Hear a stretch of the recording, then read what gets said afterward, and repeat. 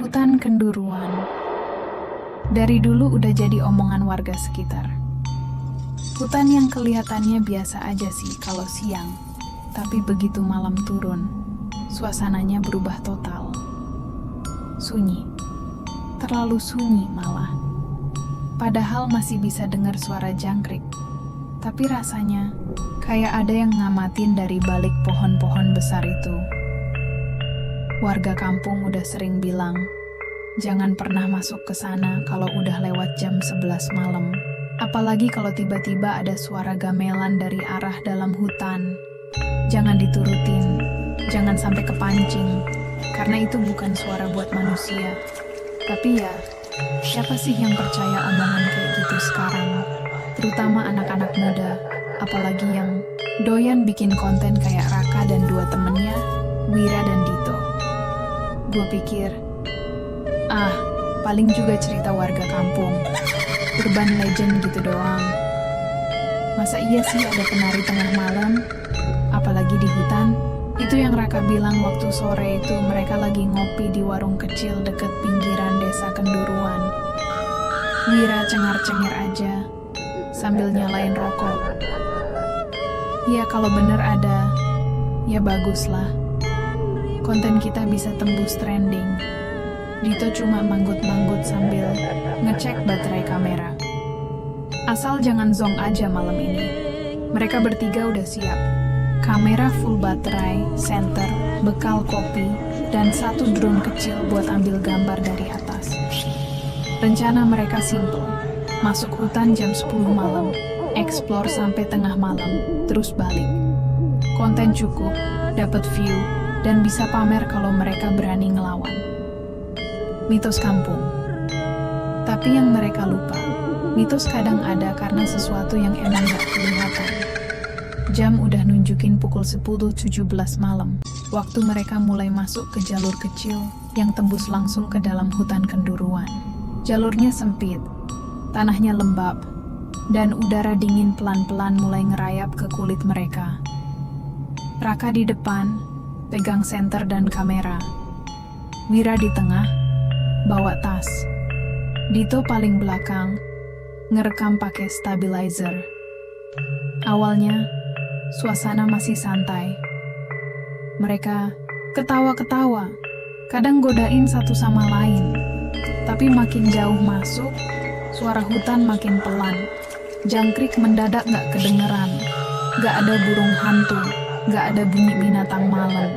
Cuma angin yang kayak bisik-bisik lewat di sela pohon. Jam 11:05, Raka berhenti. Denger gak? Wira ngelirik. Apa? Shh. Dengar baik-baik. Mereka bertiga diam. Dan dari kejauhan, pelan, sangat pelan, terdengar suara gamelan.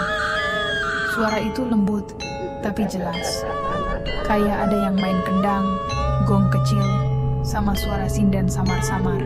Irama yang pelan, tapi anehnya, bikin merinding. Itu suara gamelan.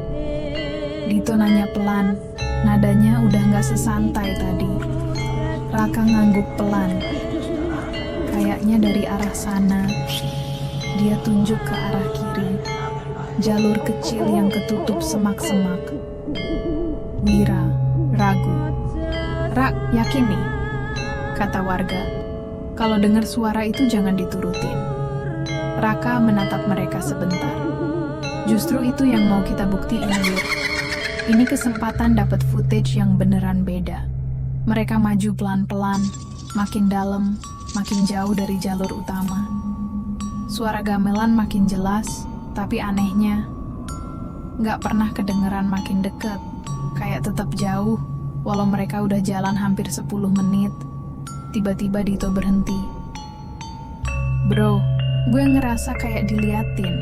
Wira lihat sekeliling. Dari tadi juga gue ngerasa gitu. Raka berhenti, nafasnya mulai nggak stabil. Coba kita break bentar. Kamera standby. Mereka duduk di tanah, ngelilingin cahaya senter yang ditaruh di tengah. Tapi cuman sebentar. Karena dari arah semak-semak di depan mereka muncul bayangan. Bukan bayangan biasa. Bayangan itu bergerak. Langkahnya ringan dan berirama. Seperti menari. Lu lihat nggak barusan? Raka nyoba tenang, tapi suaranya sedikit gemetar. Lihat? Jawab Dito pelan. Kayak ada yang nari. Gamelan makin keras. Sekarang bukan cuma suara alat musik. Ada suara tawa kecil. Suara perempuan. Tawa yang gak cocok sama malam segelap ini. Gak cocok sama hutan yang harusnya sepi. Dan waktu mereka arahkan senter ke depan, ada sosok berdiri di tanah lapang kecil. Gaun putih, lusuh, rambut panjang sampai pinggang. Tangan kirinya menjulang ke atas, seperti gerakan tari. Tapi wajahnya ketutup selendang merah tua, dan kakinya gak nyentuh tanah. Raka langsung angkat kamera. Tapi layar tiba-tiba hitam. Senter kedip-kedip. Gamelan berhenti mendadak. Sosok itu diam. Tapi pelan-pelan dia jalan mendekat. Langkahnya nggak bunyi, tapi semak-semak di bawahnya bergerak sendiri. Angin makin dingin. Bau sangit mulai tercium. Seperti bau kain terbakar. Wira gemetar. Ra, kita balik aja. Serius. Tapi sebelum mereka sempat mundur, suara perempuan itu terdengar jelas. Kalian lihat aku? Dan dengan gerakan cepat, dia buka selendang dari wajahnya. Separuh wajah itu gosong, matanya merah, kulitnya melepuh. Tapi dia senyum. Senyum lebar banget, terlalu lebar buat ukuran manusia. Dito langsung jatuh duduk. Raka narik Wira. Lari! Mereka kabur. Senter goyang-goyang. Kamera jatuh di tanah. Gamelan bunyi lagi. Tapi sekarang lebih cepat. Lebih kacau. Seperti diputar terbalik. Di belakang, mereka suara kaki berlari. Tapi bukan satu, banyak. Seperti ada yang ikut mereka dari belakang. Nafas mereka berat, keringat dingin bercucuran. Tapi mereka nggak berani noleh. Begitu mereka keluar dari hutan, suara itu langsung hilang. Seperti dipotong.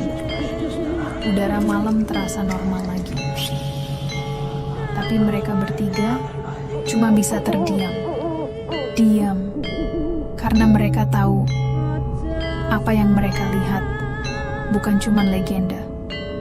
Dan malam itu adalah awal dari sesuatu yang gak akan bisa mereka lupakan.